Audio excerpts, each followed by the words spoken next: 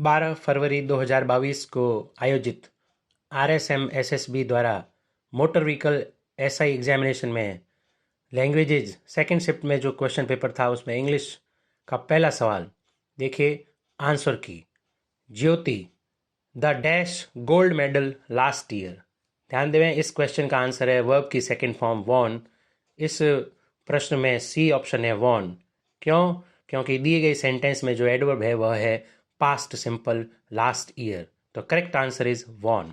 Next, Mahesh told him what happened to his dog so he dash home to see how it was. Verb है run, तो यहाँ ध्यान दें यह past simple है।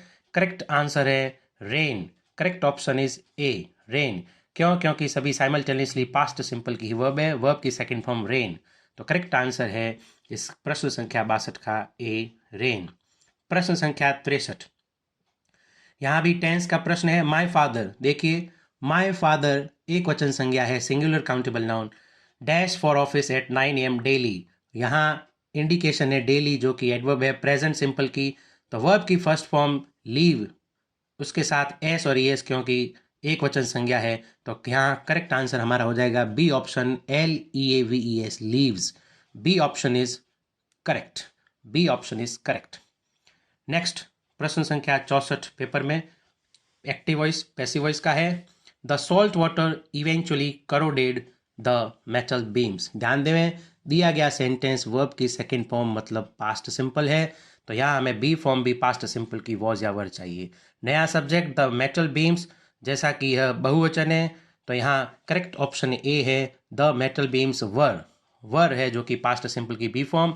इवेंचुअली करोडेड वर्ब की third form by the salt water. Next देखते हैं प्रश्न संख्या 65, यह भी क्रम में पैसिव वॉइस ही है। थाउजेंड्स ऑफ टूरिस्ट, ये दिए गए सेंटेंस का सब्जेक्ट है। View the Grand Canyon every year, ये present simple. The Grand Canyon is viewed, यहाँ बी ऑप्शन करेक्ट है। By thousands of tourist every year, B option. यहाँ ध्यान से सुने, the Grand Canyon is viewed by thousands of tourist every year. Correct option is B. Next, passive voice no one responded to my sales advertisement. Correct option, जैसा कि यहाँ answer है my sales advertisement, यहाँ responded V2 है तो past simple की B form चाहिए। Correct answer is B option, my sales advertisement was not responded to by anyone. यहाँ अब अगला सवाल है प्रश्न संख्या 67, जो कि क्रम में 7वां सवाल है। डायरेक्ट इनडायरेक्ट का है, डायरेक्ट नरेशन को इनडायरेक्ट नरेशन में बदलना है। Abhimanyu sad please give me a glass of water, तो अभिमन्यु रिक्वेस्टेड, क्योंकि प्लीज वहां दिया गया है, रिक्वेस्टेड टू गिव हिम, यहाँ मी है जो कि फर्स्ट पर्सन का ऑब्जेक्टिव केस है, सब्जेक्ट के अनुसार बदल जाएगा। अभिमन्यु का जो कि पर्सनल प्रोनाउन मेल जेंडर है ही, तो उसका पॉजेसिव केस यहाँ आ जाएगा him. Abhimanyu requested to give him a glass of water. Correct answer is प्रश्न संख्या ऑप्शन में ए। तो प्रश्न संख्या 67 का जो कि करेक्ट आंसर है ए। नेक्स्ट, क्वेश्चन नंबर 68, यहाँ भी indirect narration.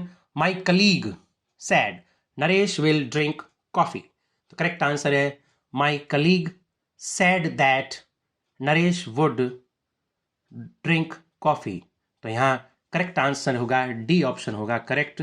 D option is correct. Correct answer is D, my colleague sad that Naresh would drink coffee, क्योंकि विल है जो कि इनडायरेक्ट में वुड में चेंज हो जाएगा, और सैड जो कि के बाद में that conjunction. D option is correct, my colleague sad that Naresh would drink coffee. Next, वही इनडायरेक्ट नरेशन, प्रश्न संख्या 69, the philosophy teacher sad character is wealth. देखिए यह एक इडियम है, सेइंग है, तो यहाँ टेंस में कोई परिवर्तन नहीं होगा। The philosophy teacher said that character is wealth, यहाँ करेक्ट ऑप्शन है जो कि आपका सी उत्तर होगा। Correct answer C, C is right answer. देखिए जो मेरे पास उपलब्ध है जो कि क्वेश्चन पेपर था उसमें जिस विद्यार्थी ने किया वो गलत है। करेक्ट आंसर है C, the philosophy teacher said that character is wealth, C. यहाँ रूपांतरण करना है, ट्रांसफॉर्मेशन अगले सवाल में। असर्टिव सेंटेंस को नेगेटिव सेंटेंस में, देखिए इस तरीके से रूपांतरित करना है कि अर्थ भी परिवर्तन न हो पाए। He speaks too fast to be understood, तो करेक्ट ऑप्शन है B, he speaks so fast that he cannot be understood. So correct answer is B. B is right answer. जैसा कि इस विद्यार्थी ने भी किया हुआ है, B option is correct. Next, assertive को नेगेटिव में बदलना है. I was doubtful of your sincerity. So यहाँ I was not sure of your sincerity, B option would be correct. So कि बी ऑप्शन है वो राइट है. I was not sure of your sincerity. अगला सवाल, यहाँ भी असर्टिव को इंटीरोगेटिव में बदलना है. यहाँ इस बार प्रश्नवाचक में बदलना है. It was a great sight. तो दिए गए वाक्य में बी फॉर्म है वॉज, तो वॉज पहले आ गई. Was it a great sight. So A option is correct. A option is correct. अगले में भी असर्टिव को इंटीरोगेटिव में. A tiger can not change its stripes. तो इसे हमें प्रश्नवाचक वाक्य में बदलना है. तो can a tiger change its stripes. So B option is correct. B.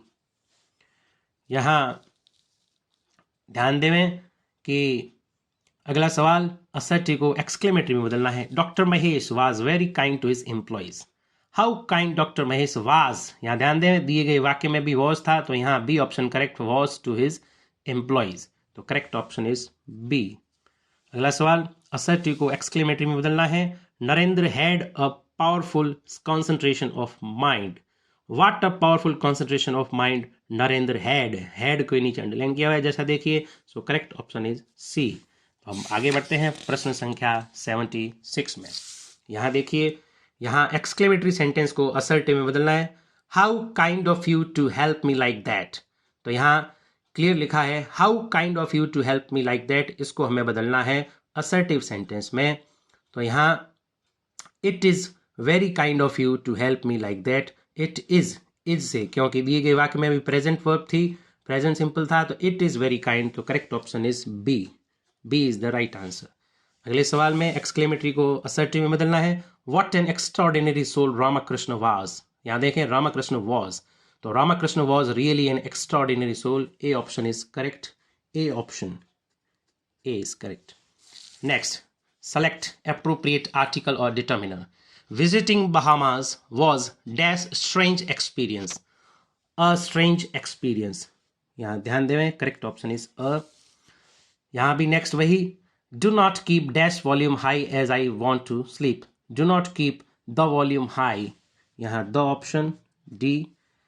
Correct preposition. Parul gets up dash 6 o'clock. देखिए एग्जैक्ट टाइम है, प्रिसाइज टाइम है, एट प्रिपोजिशन का प्रयोग होगा eight 6 o'clock.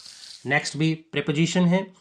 Janak loves listening dash music. Listening to music, यह fixed preposition है, listening to music. Next preposition. My son's birthday is dash August. So correct preposition है in August. यहाँ which part of the sentence is incorrect. हमें दिए गए वाक्य में incorrect part को ढूंढना है. We went to the book fair and saw many interest books. यहाँ ध्यान दें, इंटरेस्टिंग होना चाहिए. So correct option is C. C incorrect part है, इंटरेस्टिंग होना चाहिए था. यहाँ भी इनकरेक्ट ढूंढना है. I ask her to meet me at the bus stop but she was not there. ध्यान देवें, जब पूरा वाक्य पास्ट में है तो आस्क प्रेजेंट फॉर्म गलत है, तो यहाँ आस्क होना चाहिए था. तो करेक्ट ऑप्शन इज ए. ये इनकरेक्ट पार्ट है.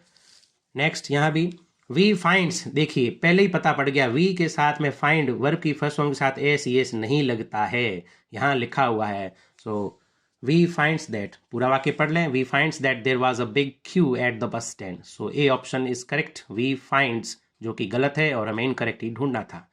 नेक्स्ट, सिनोनिम पर्यायवाची कैटलॉग. ध्यान देवें, तो यहाँ उपलब्ध विकल्पों में C option is correct. Classify. Next प्रश्न संख्या 87. यहाँ भी सिनोनिम ढूंढना है. यहाँ सिनोनिम सीज टर्मिनेट. यहाँ सिनोनिम कंसेंट. तो यहाँ जो उपलब्ध विकल्पों में है परमिट, कंसेंट यानी सहमति. यहाँ एंटोनिम ढूंढना है. डिस्पेयर का अर्थ होता है निराशा. तो यहाँ A option is correct. Hope. A option is correct. यहाँ करेक्ट एंटोनिम ग्रज यानी दुर्भावना. तो यहाँ अफेक्शन स्नेह, ये B option is correct. Jovial, यहाँ एंटोनिम ढूंढना है. सोलेम का अर्थ है गंभीर. जोवियल यानी खुश मिजाज.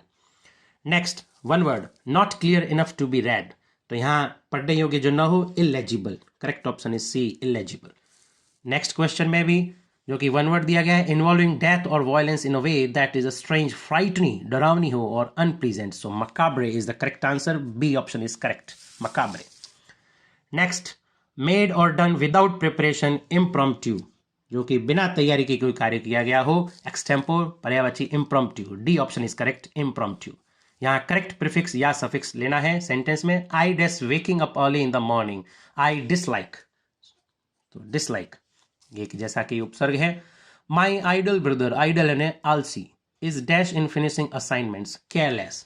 केयरलेस, ये option is correct. Do not dash the time that you have. Do not misuse the time that you have. Next, correct word. The thief tried to dash from the police. So correct option is B, spelling flee, F-L-E-E, भाग निकलना. Next correct word. You should dash for your turn. Wait. Number A, W-A-I-T. इंतजार करना चाहिए तुम्हें अपनी बारी का. Next, kindly do not waste any paper. Waste, बर्बाद करना. C option is correct, W-A-S-T-E. प्रश्न संख्या 101. यहाँ देखिए, ये एक रीडिंग कॉम्प्रिहेंशन था.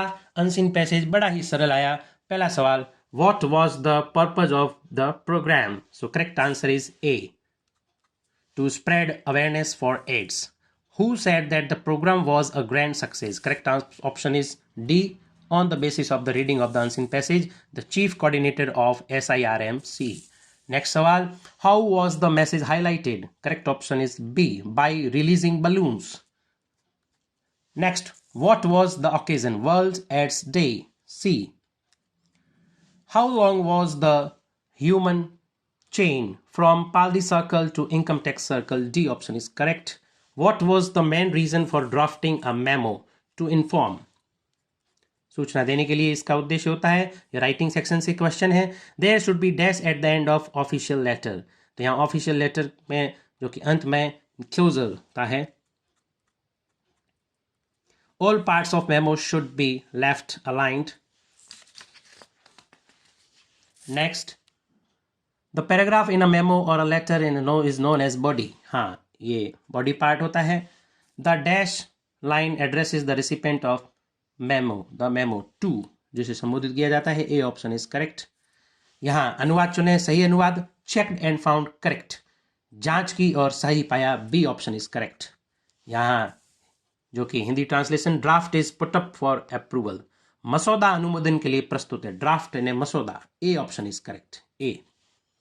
यहाँ नो एक्शन इज रिक्वायर्ड, कोई कार्यवाही आवश्यक नहीं. C option is correct. यहाँ देखें, सुझाव मान लिया जाए, सजेशन, सुझाव के लिए सजेशन है, मान लिया जाए may be accepted. A option is correct. यहाँ यह मामला अभी विचाराधीन है. This matter is still, still यानी अभी under consideration. D option is correct. यहाँ देखें, कुछ आधिकारिक या तकनीकी शब्द है तो जिन्हें हिंदी में क्या कहा जाता है? टीए, जिसे शॉर्ट फॉर्म में कहते हैं ट्रांसपोर्ट अलाउंस. ट्रांसपोर्ट परिवहन, अलाउंस यानी भत्ता. B option is correct. Log book, कार्य पुस्तक. रेडियो सिग्नल, रेडियो संकेत. पिस्टन प्रेशराइजेशन, पिस्टन निपीड़न. और लास्ट में ट्रांसपोर्ट अथॉरिटी, परिवहन प्राधिकरण. धन्यवाद.